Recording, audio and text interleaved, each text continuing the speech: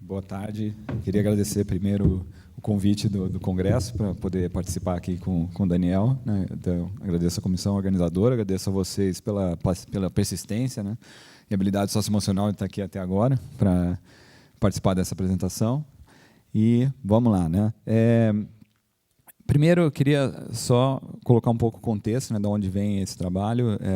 Como a Tati falou, eu sou da Universidade de São Francisco e a gente tem trabalhado muito desenvolvendo pesquisas para o EduLab, né? O EduLab, o que é? Um centro de ciência para a educação, né, que tem o objetivo de produzir conhecimento, construir ponte entre esse conhecimento e a política pública e adaptar e customizar esses conhecimentos para aplicação em política pública.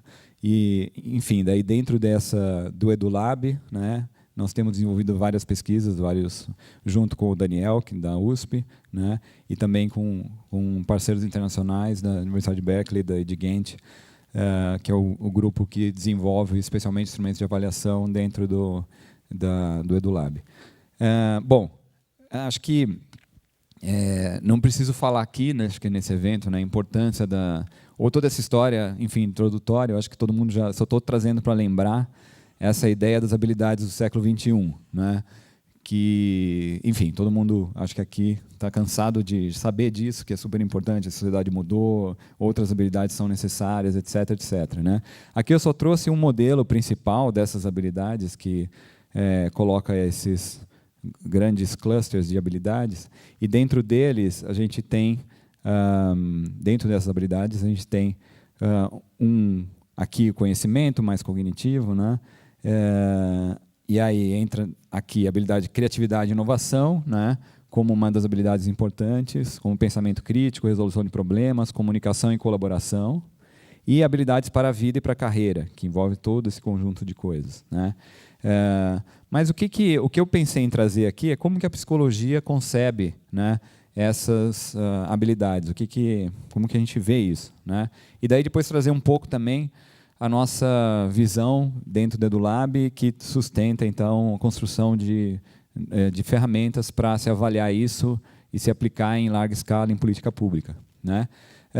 Então o que diz a evidência? Eu vou começar com... Bom, isso é um resumo de um livro que a gente espera estar pronto até o final do ano, né? Que foi desenvolvido dentro de umas atividades. Parte do que eu vou apresentar aqui está dentro desse livro. Ele tem uma versão piloto, mas a gente está trabalhando, que teve também participação de 2 consultores importantes na área de inteligência, que é o Kevin McGrew e o Joel Schneider, né?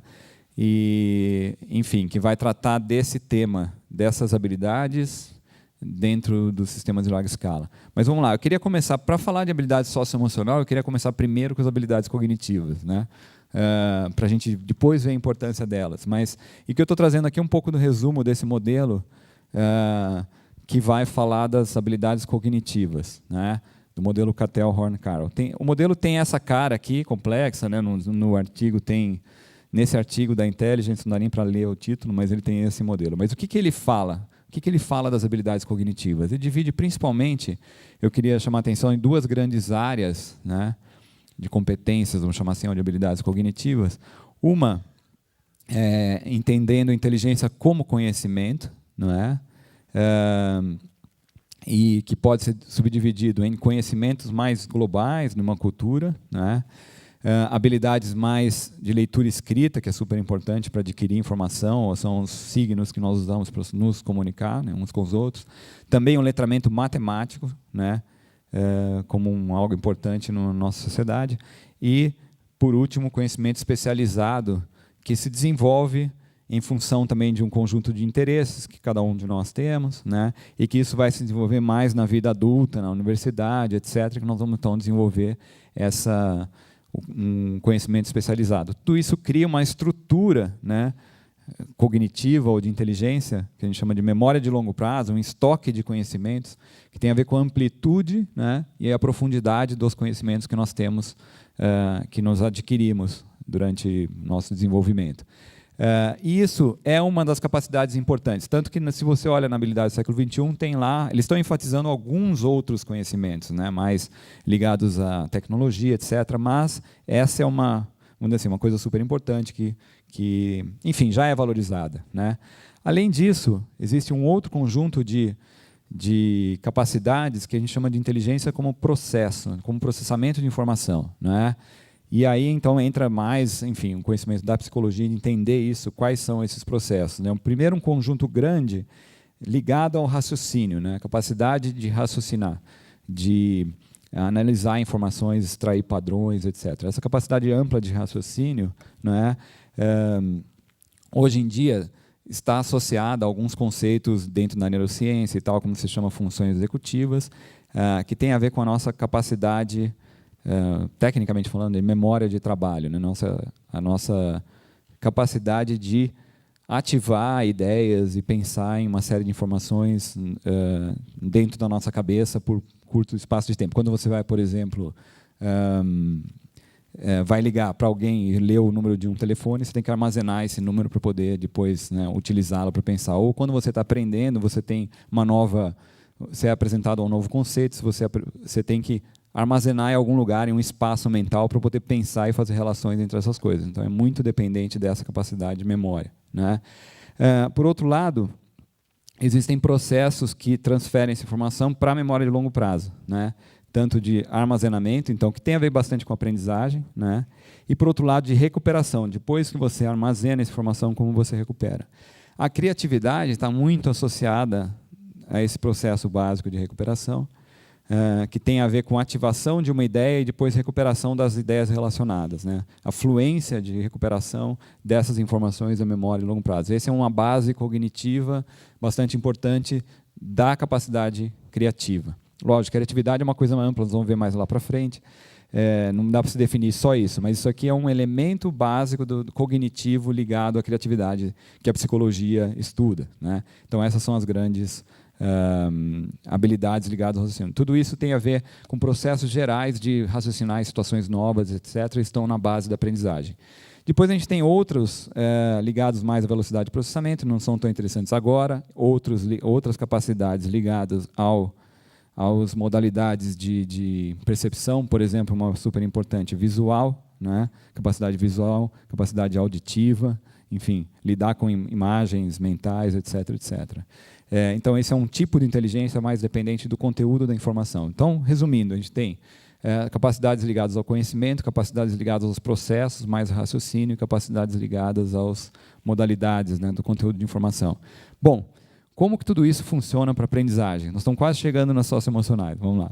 Por que eu comecei com isso, né? Primeiro, aqui tem então uma teoria, como é que a gente desenvolve as nossas grandes competências, por exemplo, nossas capacidades, especialmente aquele conjunto de conhecimentos que são importantes no nosso dia a dia, no trabalho, etc., né? Então, tem uma teoria antiga de investimento que fala, bom, você tem a sua capacidade de raciocinar, e aí você investe essa capacidade, que são aquelas lá de processar informação, investe em experiências de aprendizagem, e aí desenvolve conhecimento. Então, o conhecimento é causado, em parte, por essa capacidade de raciocínio.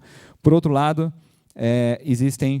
nesse processo de investimento, então, o investimento pessoal, motivacional, o seu investimento, também o investimento familiar, social, por exemplo, né, a cultura provê escolas e define, então, conteúdos, etc., etc. Então, você tem um investimento grande aqui que vai determinar também essa transformação, né, desse investimento. Então, esse conjunto de investimentos vai gerar essa habilidade, esse conhecimento, que, em última instância, seria, vamos dizer, a matéria negra da inteligência adulta, né, que é com base nesse conhecimento, que nós desenvolvemos nossas atividades profissionais, né,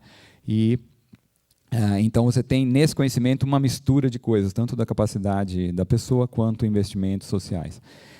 Aqui a gente vê, né, no investimento familiar e social, tanto oportunidades, né, sociais de ser exposto a um determinado conhecimento, quanto de qualidade do ensino, etc.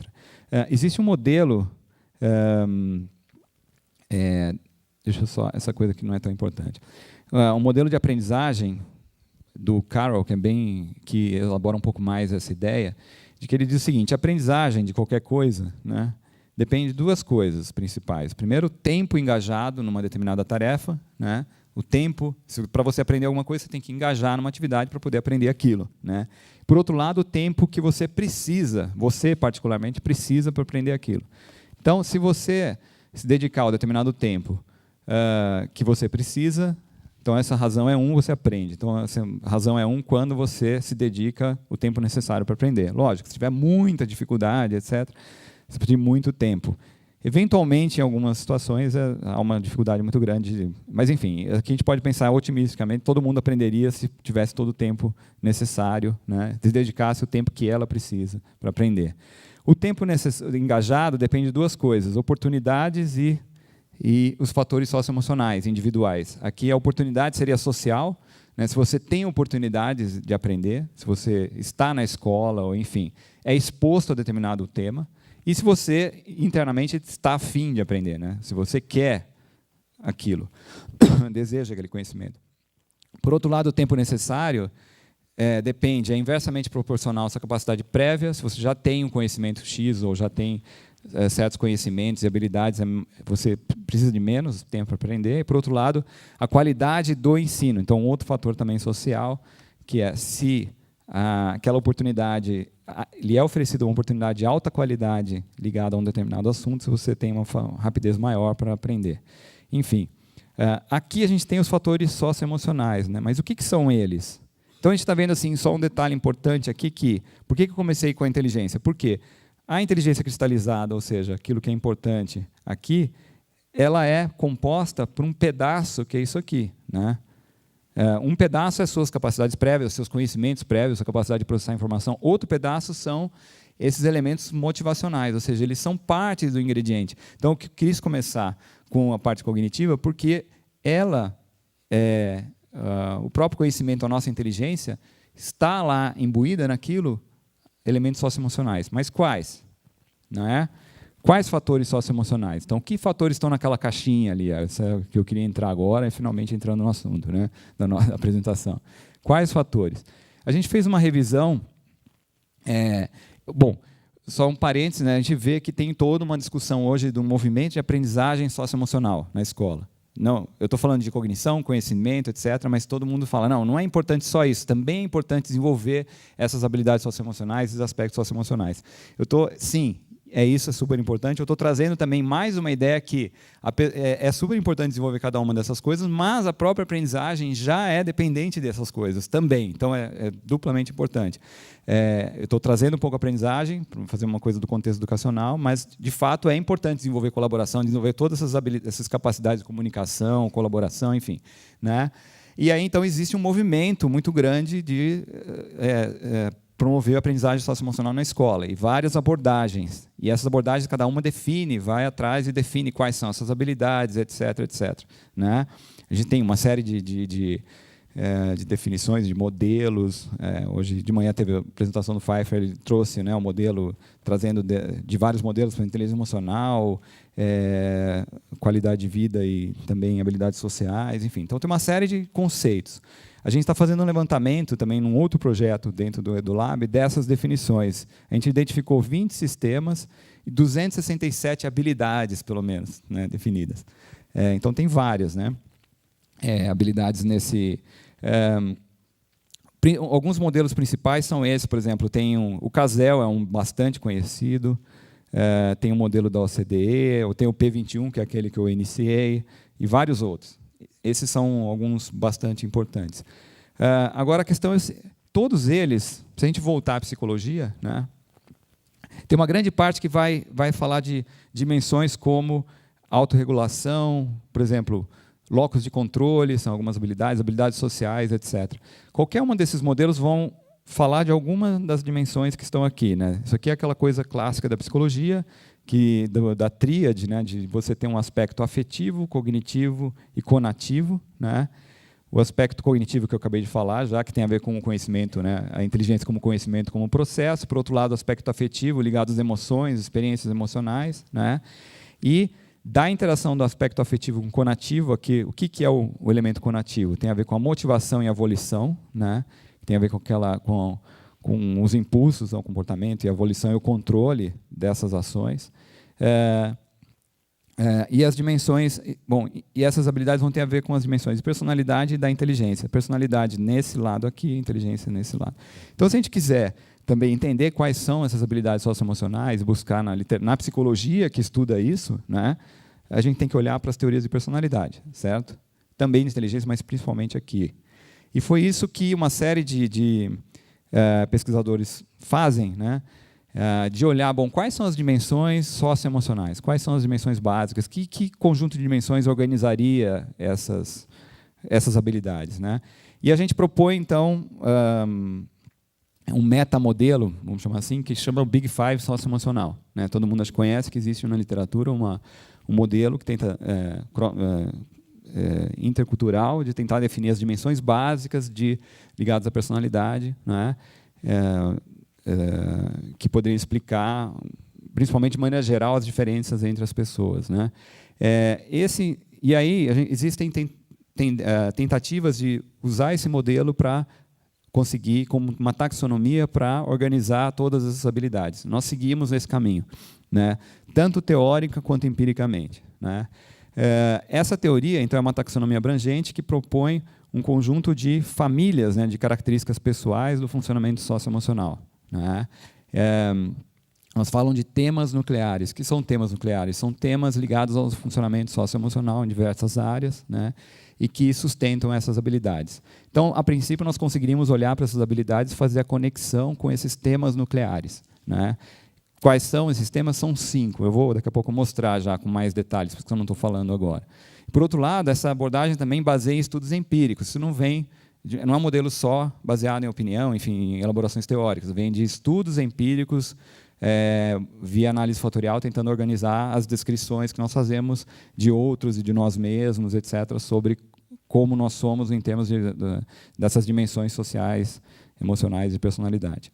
Bom, e isso, aqui já no lado prático, baseou a construção de um instrumento, né, que chama Sena, né, por causa que é o Instituto Ayrton Senna que está patrocinando e propondo essa agenda. Então, a gente desenvolveu um instrumento que chama Sena e que teve uma versão 1, uma versão 2. Já a versão 1 foi baseada no levantamento de vários instrumentos, etc. E aí uma análise empírica levou a um conjunto de itens. Depois a gente elaborou um pouco mais esse modelo do Big Five socioemocional, criou a versão 2, que ele foi ampliado e também, assim como o livro, né, que nós esperamos sair até o final do ano, ele estará pronto no segundo semestre, né, disponível para uso de pesquisa e uso para as escolas, enfim, disponível de graça, para quem quiser fazer essa avaliação. Mas é um instrumento, é um inventário, como um inventário comum, mas que avalia essas habilidades socioemocionais na escola, né? Qual a definição geral dessas habilidades? Então, o que são as habilidades socioemocionais, seguindo esse modelo? São características pessoais, manifestam em padrões habituais de pensamento, comportamento e emoção. Então, isso, nada de novo, isso é uma definição clássica de personalidade, né? Padrões habituais de comportamento, pensamento e emoção, mas que são importantes e preditivas do sucesso, ou seja, são as características de personalidade, mas que, por um lado, predizem algo importante na vida, por exemplo, mais educação, não envolvimento com drogas, qualidade de vida, empregabilidade, ou seja, que tem uma conexão com algo importante na vida. Por outro lado, que são características que são maleáveis. O que é maleáveis? Que estão mudando ao longo do tempo. E, por último, acionáveis, ou seja, são características que você pode influenciar via escolarização, seja formal, informal, etc. Ou seja, são características que podem ser influenciadas explicitamente. Você pode falar, mas você está falando de personalidade é algo fixo, como assim, né? Habilidade socioemocional não é isso. Na escola que a gente está falando de outras coisas que nós podemos mudar. Por exemplo, existe a ideia de que você consegue desenvolver a inteligência cristalizada, mas a fluida ou aquelas capacidades de raciocínio, não. Aquilo tem um forte componente genético. Então, tudo isso, se a gente olhar a literatura recente, assim como personalidade, se você olhar na literatura recente, não é isso que ela diz, né? Se você olhar a literatura empírica, tanto capacidades cognitivas, existe um forte componente ambiental influenciando, tem, lógico, como tudo na vida tem um componente biológico, né, como altura, etc., mas elas estão sob forte influência do ambiente, né? Tanto as características cognitivas, como se pensa, como raciocínio, quanto de personalidade também. Personalidade são características que estão se desenvolvendo, né? E, enfim, tanto é interessante que tem alguns estudos recentes mostrando esses padrões e a gente conseguiu reproduzir exatamente o mesmo padrão no Brasil com os dados, eles estudam no exterior, mas a gente conseguiu reproduzir o mesmo tipo de padrão. Aqui, então, quais são então esses temas nucleares que eu vim falando, né?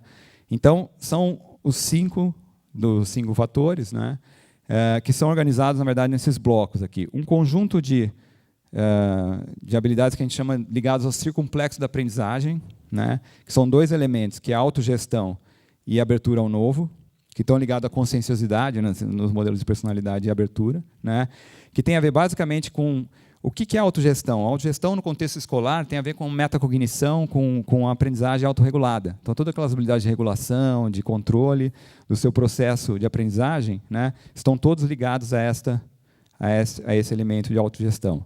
Por outro lado, existe um componente motivacional também, o seu desejo por conhecimento, o desejo por conhecer coisas novas, sua abertura a ideias novas, né? E, por outro lado, persistência e etc. Na atividade de aprendizagem. Então, esse é um elemento motivacional. Esses 2 grandes temas de autogestão e também de abertura ao novo formam o que a gente chama de circunplexo da aprendizagem. Por quê? Porque, empiricamente, são os que mais estão conectados com a aprendizagem. Se você vê os estudos de meta-análise, etc., há uma correlação forte, assim, é pequena, mas há, né, entre esses 2 elementos e aprendizagem, né? Mais dessas capacidades estão mais associadas a mais aprendizagem. Por outro lado, do lado de cá, a gente tem um elemento interpessoal, né?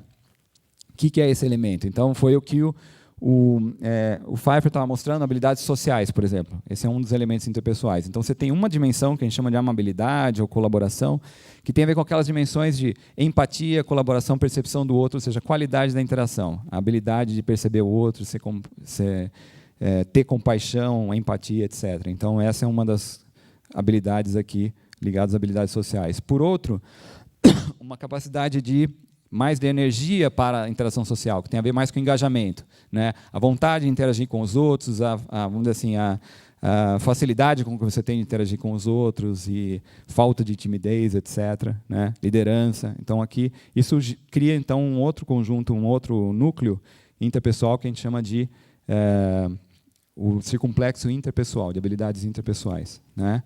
A gente poderia colocar a inteligência emocional como uma capacidade cognitiva ligada a isso também, né? E, no meio, a resiliência emocional, que são as capacidades ligadas à regulação das emoções mais negativas, ou seja, a capacidade que você tem de regular suas emoções negativas. Isso conecta com uma série de aspectos na educação, por exemplo, com crenças, né, que você tem, seja de valor sobre você mesmo, autoestima, né, que crença você tem sobre o seu valor, seu próprio valor. Crenças que você tem sobre a sua capacidade cognitiva, sua capacidade de aprender, que tem a ver com growth mindset, que eles chamam, né, que é a mentalidade de crescimento.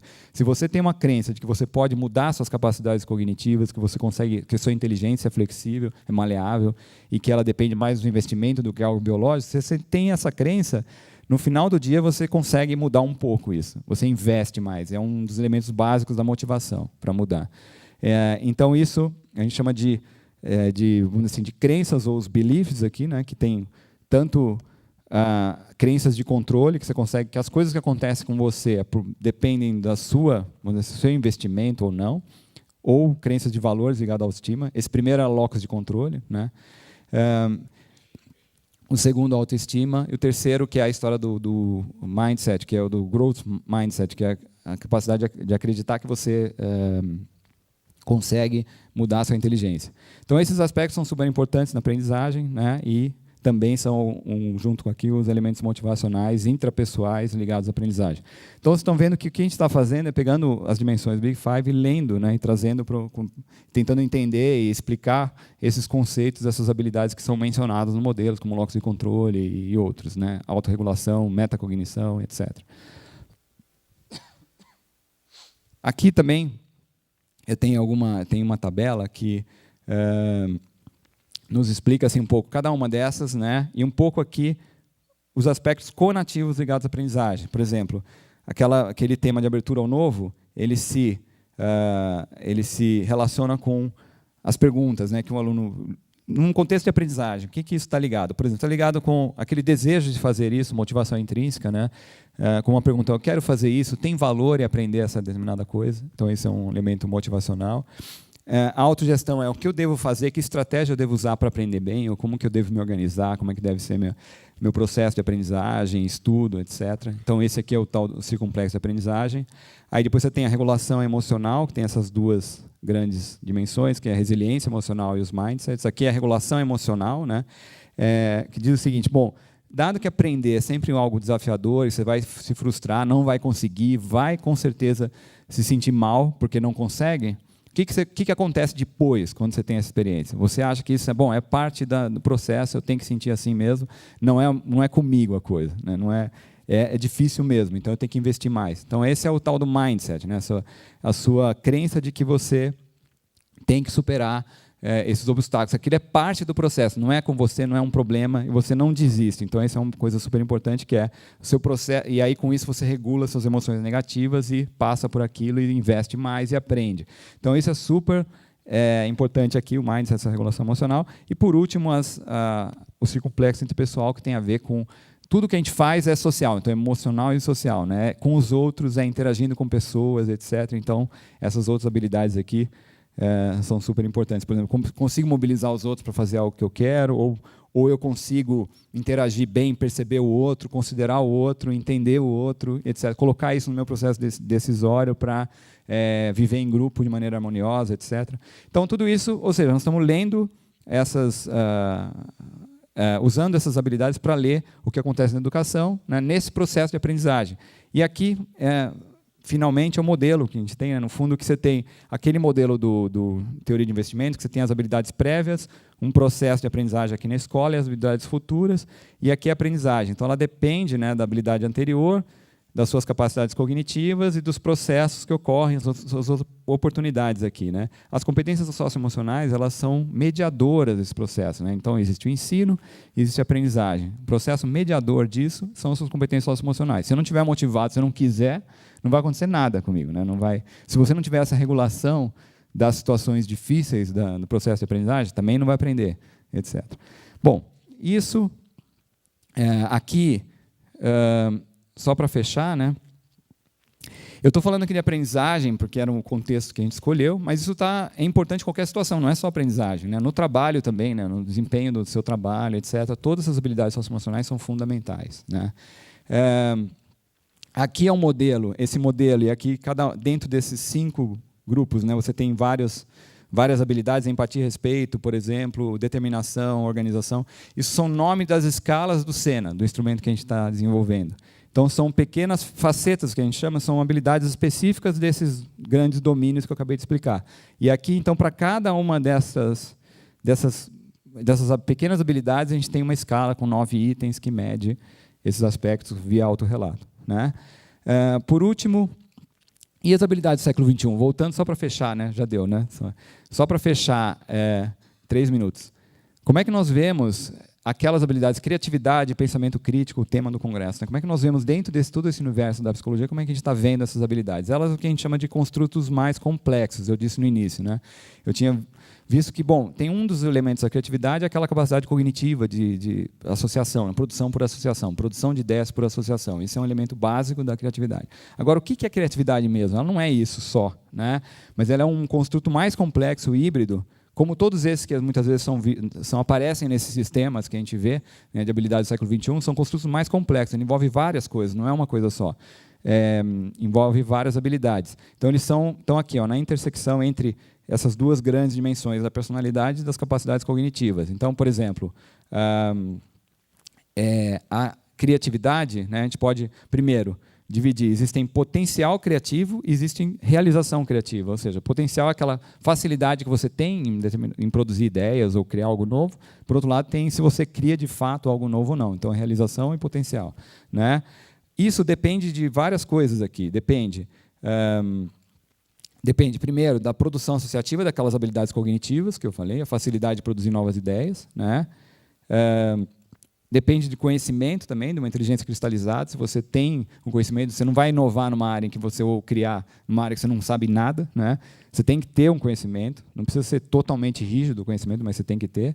E, por outro lado, tem a dimensão da personalidade e abertura, que é o desejo, essa motivação de querer novas ideias, abertura ao novo, de estar aberto a coisas diferentes, a se rever, a mudar completamente a maneira de pensar, etc. Então, e a soma disso tudo gera o potencial criativo que pode gerar a realização criativa. Então, aqui vocês estão vendo toda a complexidade disso, né? Por outro lado, o raciocínio crítico, para fechar, né? que também é muito mencionado nisso, também envolve a capacidade de raciocinar, você precisa ter capacidade cognitiva para raciocinar. Também abertura, que tem a ver com o desejo, você deseja de novos conhecimentos, ter uma atitude crítica de não... abertura tem a ver com não aceitar as coisas dadas, né? Você sempre tentar ver o que está por trás. Também um conjunto de conhecimentos, isso gera racionalidade que pode gerar essa competência do raciocínio crítico. Então é isso, eu acho que era essa a ideia principal, eu queria passar dessas habilidades. Tá bom? Obrigado. Então, agora acho que o Daniel vai para a parte mais prática da aplicação disso.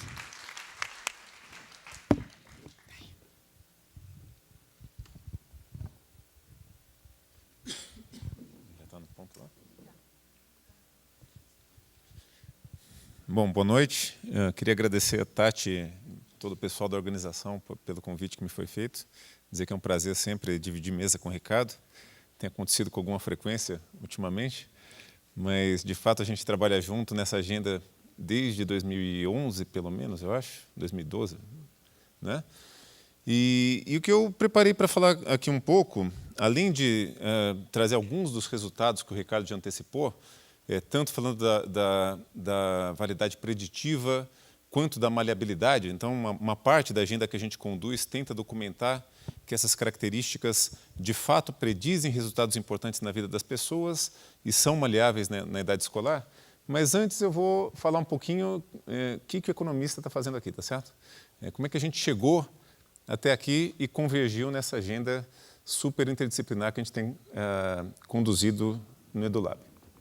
Bom, basicamente, o interesse dos economistas por educação começa lá nos anos 50, tá certo? Quando os macroeconomistas, na verdade, preocupados em estimar aqueles modelos para tentar descobrir por que alguns países cresciam mais do que os outros, perceberam que, ao contrário do que se acreditava na época, dois países que tinham o mesmo estoque de capital, né, mesma quantidade de máquinas, podiam ter consistentemente taxas diferentes de crescimento, né?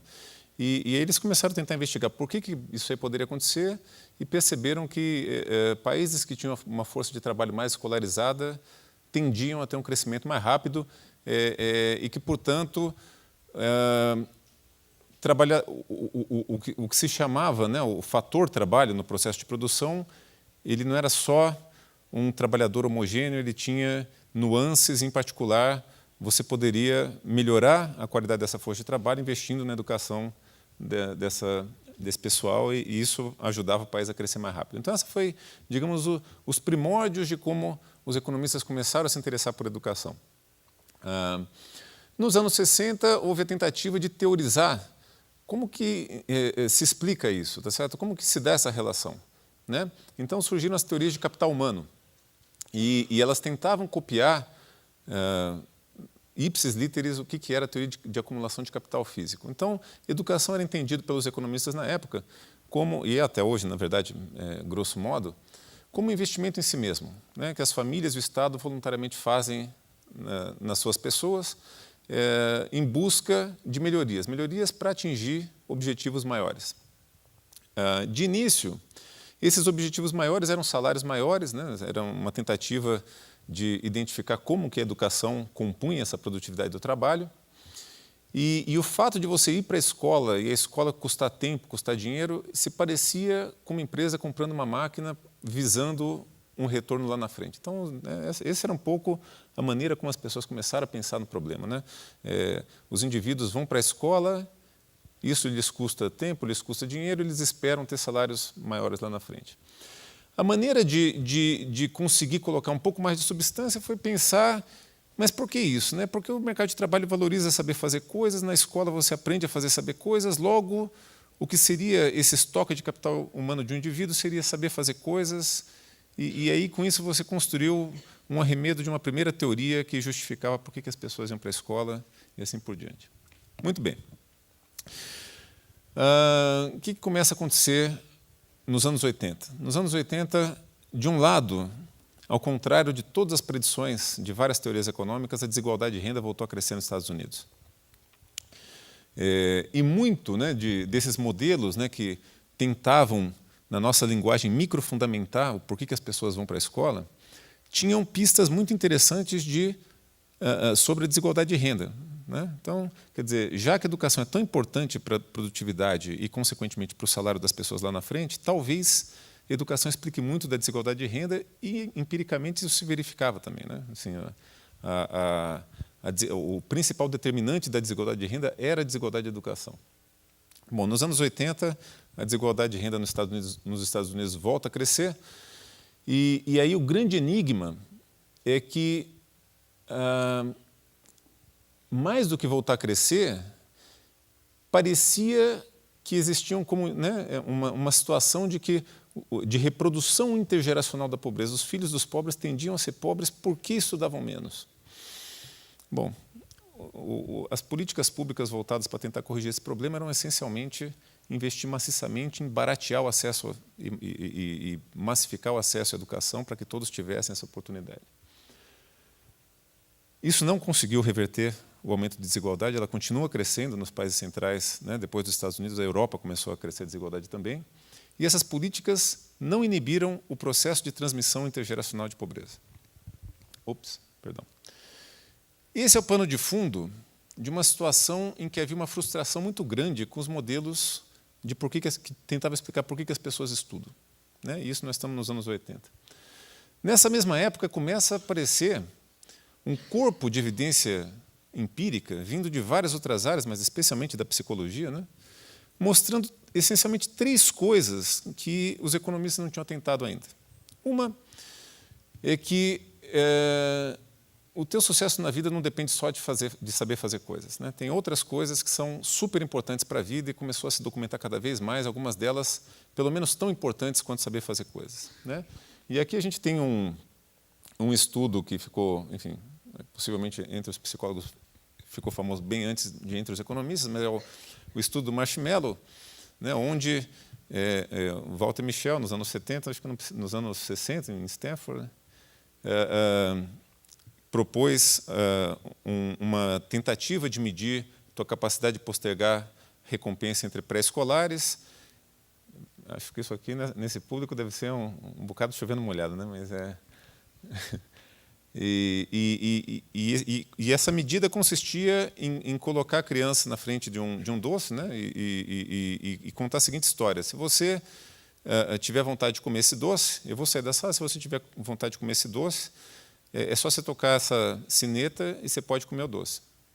Mas se a hora que eu voltar, se você não tiver comido o doce, você vai ganhar um segundo doce, e esse era o prêmio. E a medida era quanto tempo levava até a criança comer o doce. O que acontece é que 20 anos depois, se eu não me engano, diz a lenda anedótica que, motivado pelo fato de que a filha do Walter Mischel conhecia alguns dos sujeitos que tinham participado desse experimento, começou a perceber sistematicamente que aquelas crianças que tinham esperado mais para comer o doce tinham resultados lá na frente, 20 anos depois, né, já na idade adulta, de menos envolvimento com drogas, com violência, os que estavam no mercado de trabalho tinham salários mais altos.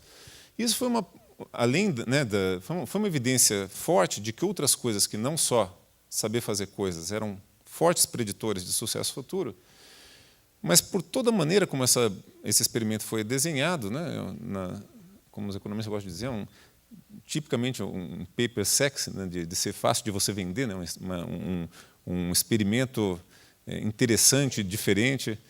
Então, isso chegou em muitas áreas, inclusive na economia, e começou a perturbar muito, porque, né, aquele raciocínio inicial de que as pessoas iam na escola para saber fazer coisas, isso era valorizado no mercado de trabalho, ganhava mais, justificava por que antes tinha ido para a escola. Parecia que não era só isso, né? Então, esse foi um primeiro corpo de evidência importante, né? Tem outras coisas que são importantes para a vida.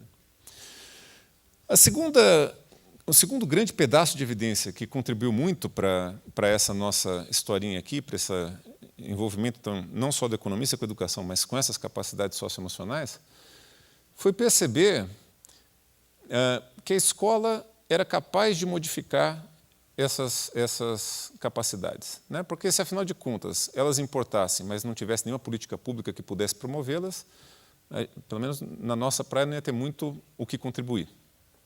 E começou a aparecer um corpo de evidência muito grande, mostrando que não só elas são maleáveis, mas, além disso, um pedaço dessa maleabilidade pode ser induzida por políticas públicas, em particular a escola.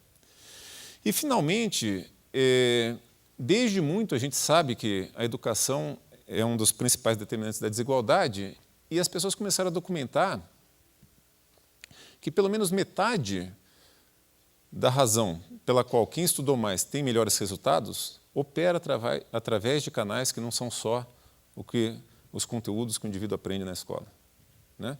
Ou seja, a gente está falando de uma coisa que pode ser mudada, mas mais do que isso, que uma das coisas que já vinha se tornando muito cara para os economistas, que era a educação como um veículo de promover igualdade, operava por canais que não eram só saber fazer coisas.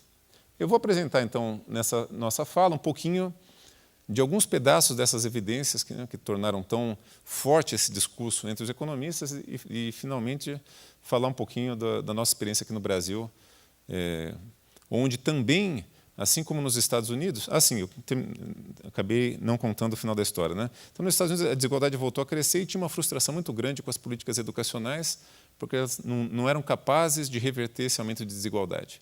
Em particular, essas políticas que só focavam em baratear o acesso. E uma das coisas que começou a surgir como um argumento muito forte é que de nada adianta você dar o acesso se o sujeito não estiver preparado para aproveitar essa oportunidade. E que para aproveitar de maneira plena uma oportunidade educacional não basta você estar na melhor escola, com o melhor professor, com o melhor conteúdo. Você precisa estar com a tua autoestima em alta, você precisa estar com o seu foco em alta. Tem um outro conjunto de características que começaram a se perceber que, se eles não tivessem também em dia, não adiantava nada só investir na escola, tinha que também prestar atenção nessas outras coisas. E isso ajudava a explicar, por exemplo, por que, apesar dos grandes investimentos em educação, a perpetuação intergeracional da pobreza continuava operando, especialmente no contexto americano, né? E mais ainda no contexto negro, que isso é uma preocupação muito forte lá, né? Por que, apesar de todos os programas voltados para esse público, não se consegue que eles reduzam o hiato para os outros grupos étnicos nos Estados Unidos? Então, muito bem, esse é o pano de fundo, vem muito de lá. A semelhança aqui no Brasil, que nos motivou a entrar nessa agenda fortemente, apesar da gente não ter esse conflito étnico tão agudo quanto tem nos Estados Unidos, nós também temos um problema de transferência intergeracional de pobreza crônico. Temos também uma frustração muito grande com a nossa política educacional, onde os investimentos que a gente faz cada vez maiores em educação, isso é uma das coisas que eu queria frisar aqui, né? Apesar da gente dizer que a nossa escola não é uma maravilha e, de fato, tem muito que se melhorar, mas não dá para negar que diferentes governos de diferentes partidos vêm aumentando o gasto por aluno sistematicamente desde 88 e a gente conseguiu incluir, mas não conseguiu melhorar os nossos indicadores qualitativos, né? A nossa nota no PISA, produtividade do trabalho lá na frente e outros indicadores de satisfação humana. Então, existe esse componente comum. E que torna, se talvez isso aí for uma solução lá, talvez seja aqui também, né? Talvez aqui seja um ingrediente que a gente não trabalhava tanto e que, sem ele, esse investimento todo em educação não vai dar o retorno que a gente espera. Tá?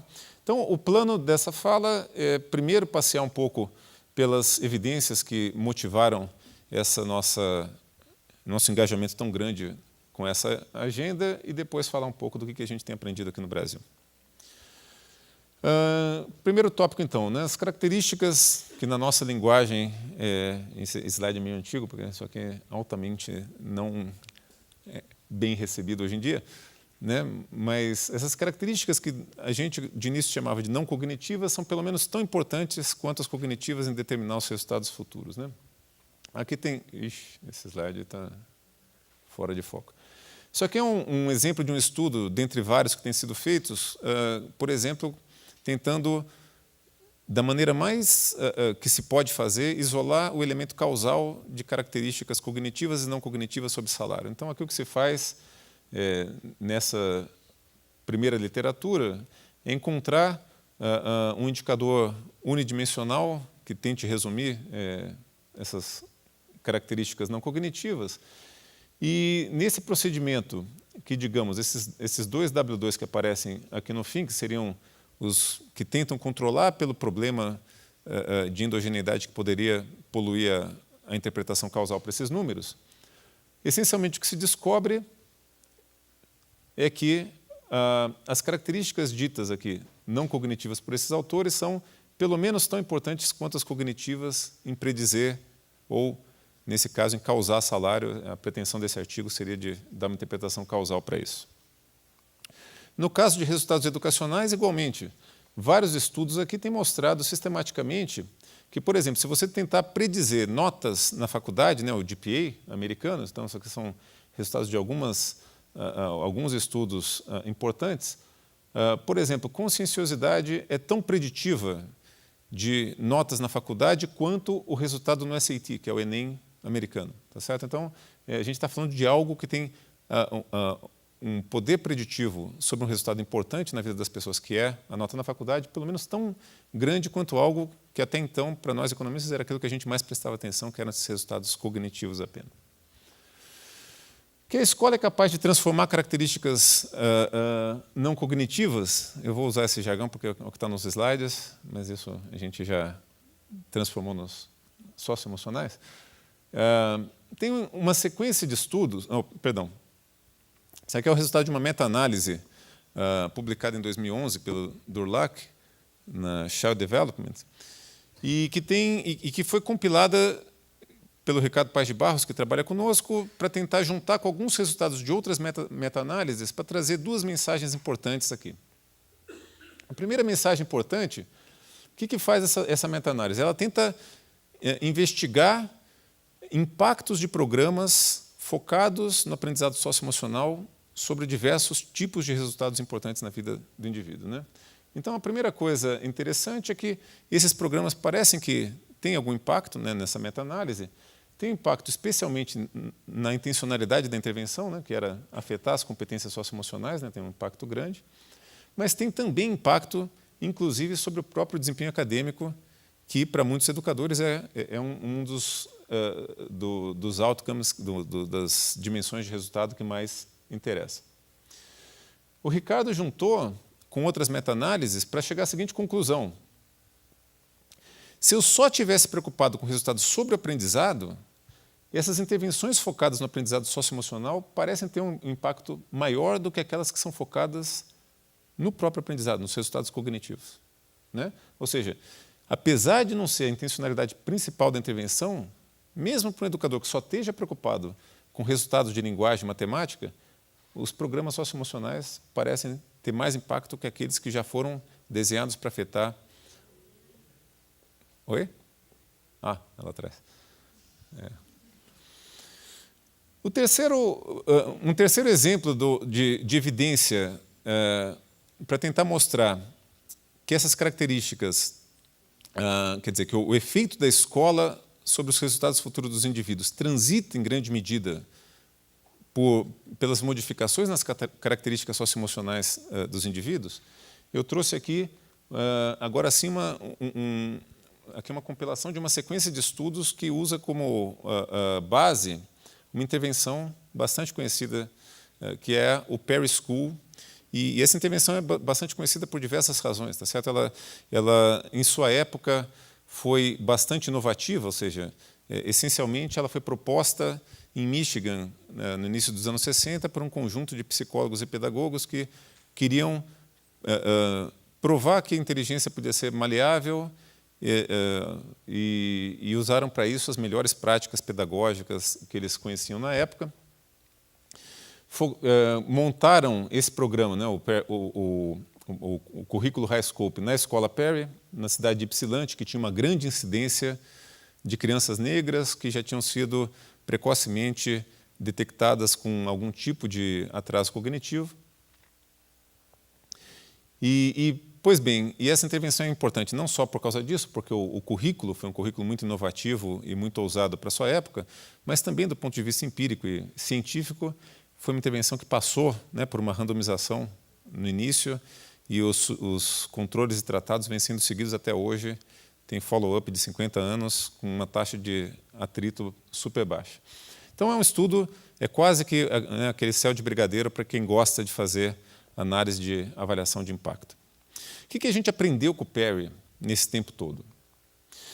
A primeira coisa, na intencionalidade da intervenção, que era... Quer dizer, então, a elegibilidade para a intervenção era ter um QI abaixo de 90 aos 3 anos de idade, ou de 3 para 4, né, porque tinha também ingresso aos 4, mas aqui estão seguindo os sujeitos, acho que com 3. Logo depois, né, do início da intervenção, houve um efeito bastante importante sobre o QI, né, inclusive superando a barreira dos 90 pontos, que para a época era o threshold que eles consideravam como limiar, enfim, patológico aqui nesse caso. Mas, e assim como acontece em várias intervenções educacionais, os resultados cognitivos apresentaram o chamado fading out a longo prazo, né? Os controles alcançaram os tratados, no longo prazo o impacto da intervenção medido parecia ser muito pequenininho, né? E foi quando os proponentes da intervenção passaram por aquela fase de frustração muito grande. Por quê? Porque aonde estava a intencionalidade da intervenção que tinha aparentemente um grande impacto de curto prazo, já não tinha mais no longo prazo, né? De novo, isso aqui não é particular só do Perry, isso aqui acontece com frequência em intervenções escolares. Mas essa intervenção, anos depois, voltou a se tornar super popular e super querida porque para aquelas dimensões que de fato interessam na vida, né? Quer dizer, que é você ter uma família estável, estar feliz, ter saúde, não estar envolvido com criminalidade, com violência. Para essas dimensões, a intervenção funcionou. Então, os impactos de longuíssimo prazo da intervenção sobre outros resultados que não o QI pareciam ser substanciais. E a intervenção voltou a ser muito querida. Por onde será que teriam transitado, então, os impactos da intervenção, se não foi pela intencionalidade dela, né? E aqui tem algumas pistas. Então, por exemplo, aqui eu selecionei, eles tinham 2 medidas psicológicas, um score de comportamento internalizante e um de comportamento interpessoal. E aqui se verificava, né, que mesmo na idade adulta existia uma diferença importante de controles e tratados, tanto para os homens quanto para as mulheres. Em um outro estudo que foi publicado no American Economic Review, que é a principal revista de economia, 3 anos atrás, um pesquisador, James Heckman, com coautores, fez a seguinte brincadeira. Ele bolou um exercício de decomposição, né, a partir dos microdados dessa intervenção, onde ele pegou todos os impactos que outros pesquisadores já tinham encontrado, né? Então, o Perry tinha tido impacto sobre o CAT, que é um Enem, mas, na verdade, para o final do ensino fundamental, onde o Perry tinha tido impacto positivo, necessidade de ter algum tipo de educação especial, que é uma figura importante nos Estados Unidos, tá certo? Até os 14 anos de idade. Quem participou da intervenção teve menos chance de precisar de educação especial, de ter tido um diagnóstico de retardo até os 19 anos de idade, ter conseguido terminar o 2º grau até os 19 anos de idade, estar empregado aos 27 anos de idade. Entre alguns exemplos, isso aqui é um de 4 slides, só com resultados. E o que ele fez foi, como cada um desses está numa métrica distinta, deixa eu transformar tudo em 100%, e eu vou fazer uma decomposição para tentar identificar o que são os mediadores dessa mudança, os mediadores desse impacto. E o que ele descobriu? Que dos 3 índices que eram seguidos longitudinalmente, né, o QI, o índice de comportamento interpessoal e de comportamento internalizante e o de desenvolvimento social, se a gente olhar qual que é a fração dos 100% que pode ser explicada por cada um dessas mudanças, o que a gente percebe, né, então, o xadrezinho é o cognitivo. No CAT ele tem um papel bastante importante, mas se você somar esses outros 2 aqui, dá também um resultado que não é desprezível. Para todos os demais, a impressão que dá é que grande parte, né, dos efeitos dessa intervenção transitaram por esse tipo de mecanismo. E esse aqui é um exemplo, como eu estava dizendo, de uma série de estudos que mostra que não apenas, né, são maleáveis, a escola é capaz de fazer, mas que o efeito da escola sobre a vida das pessoas, em grande medida, transita por esses outros canais. Quanto tempo eu tenho, Tati? 6. Então, deixa eu passar rapidamente pela nossa experiência aqui no Brasil. Então, quer dizer, de início, a gente... Bom, então, aqui é o arcabouço, né, que o Ricardo já apresentou. Na primeira versão do nosso estudo, a gente trabalhava essencialmente com os 5 grandes domínios de personalidade, mais um outro construto que a gente denominou de locus de controle, né, que foi a versão 1.0 do nosso instrumento.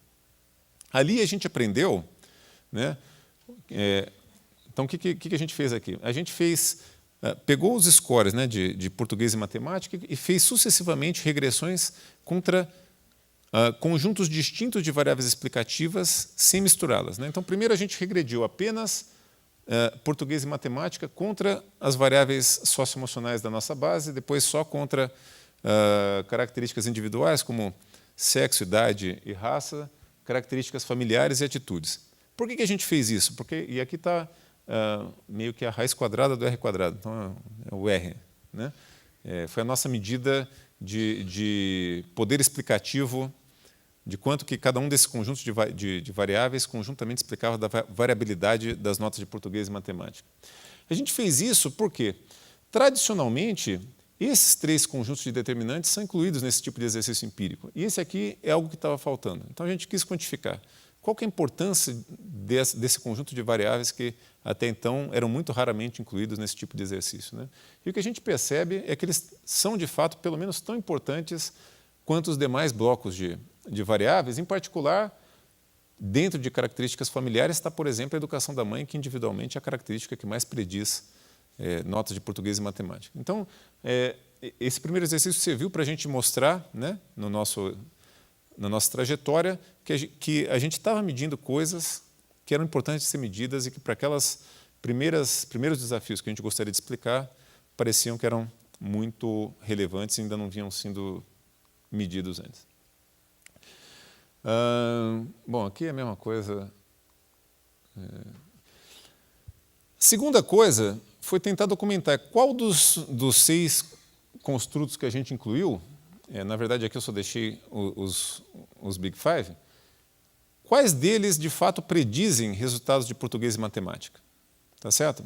A literatura contava para a gente, né, como o Ricardo já antecipou, que a autogestão, ou conscienciosidade e abertura ao novo, eram os 2 domínios que mais prediziam resultados escolares, né? A gente não só confirmou, né, que esses 2 são super preditivos, mas adicionalmente mostrou que a autogestão está super relacionada com os resultados de matemática, mas não está tanto com os resultados de português, tá? Mas não é tão forte a relação, enquanto que a abertura ao novo, né, que inclui curiosidade, imaginação, está super relacionada às notas de português e menos com as notas de matemática, né? Então, essa sutileza, mas que para o desenho de política pública pode ser super importante, foi uma das coisas que mais chamou a atenção da gente. Depois veio o Sena 2, aí o Ricardo também já contou um pouquinho da estrutura dele, né? Ele tem agora os 5 grandes domínios com várias facetas embaixo dele. E a primeira coisa que a gente tentou fazer foi documentar para o nosso novo instrumento a relação entre os construtos que a gente estava medindo e as notas de português e matemática. E, mais uma vez, verificou que os gradientes são bastante pronunciados, né? Então, aqui é uma base de dados, se eu não me engano, do Ceará, né? A gente tem 2 grandes aplicações com o Sena 2, em São Paulo e no Ceará, cada uma com mais ou menos 50 mil sujeitos, e percebeu que, de fato, os gradientes eram muito pronunciados. Uma coisa interessante foi ver, né, que, comparando as 2 aplicações, esses resultados são consistentes. Então, em dois contextos tão diferentes quanto São Paulo e Ceará, se a gente olhar aqui, o gradiente é muito parecido. Então, aqui eu estou olhando, né, para o gradiente de abertura com língua portuguesa. Como a gente viu 2 slides atrás, tem uma forte associação de abertura com português, e a gente percebe que esse padrão percebe 2 coisas, né, que Ceará e São Paulo, né, têm relações muito parecidas, o que nos encoraja a acreditar que são relações mais ou menos replicáveis, e também que parece ser fortemente não linear, né? Ele cresce até um certo ponto, a partir daqui não parece fazer tanta diferença continuar aumentando, né, o grau de abertura. Com autogestão ou conscienciosidade e matemática, a mesma coisa, né? A relação é forte, ela é semelhante em Ceará e São Paulo. Para quem não está familiarizado, né, aqui está a escala Saeb, onde 50 é um desvio padrão. Então, quer dizer, a gente está falando aqui, quando passa de 30 para 60, de 0,6 desvio padrão, que é uma variação significativa, e também um aparente platô depois de um certo ponto nessa relação aqui. Como o Ricardo já antecipou, um dos incrementos no Sena 2 foi abrir os Big Five em facetas. E aí a gente pôde começar a descobrir algumas facetas que têm mais relação com o aprendizado, né? Então, aqui foram todas as que foram mais significantes e grandonas aqui, as duas, né? Dentro de autogestão, né? A determinação, e dentro de abertura, a curiosidade para aprender foram as duas que mais marcaram a relação com os resultados de aprendizado. Indo para a maleabilidade, então, rapidinho, a gente identifica pelo menos 3 grandes conjuntos, né, de coisas que a gente pode pensar que contribuem para explicar a variabilidade agora dos construtos socioemocionais dos sujeitos, características da família e da comunidade, né, são o contexto em que a escola está inserida e programas realizados pela escola. Então, aqui é onde entra a política pública mesmo, né, que é a intencionalidade. Do que a gente aprendeu até agora, um exemplo de características da família e da comunidade que afeta bastante o socioemocional dos jovens é se os pais incentivam ou não incentivam os filhos a estudar, né? O que a gente percebe é que quando os pais não incentivam os filhos a estudar, que são essas barras mais claras, a autogestão cai para baixo, engajamento com o outro cai para baixo, resiliência emocional cai para baixo, a amabilidade e a abertura caem todos para baixo. Então, um dos nossos aprendizados é que, em termos das características familiares, coisas que antes, né, com português e matemática, a gente estava acostumado a ver, tais como educação da mãe, renda, não parecem ser as mais associadas com esses resultados, senão que atitudes dos pais com respeito aos filhos, hábitos de leitura e características mais relacionadas com atitudes e hábitos.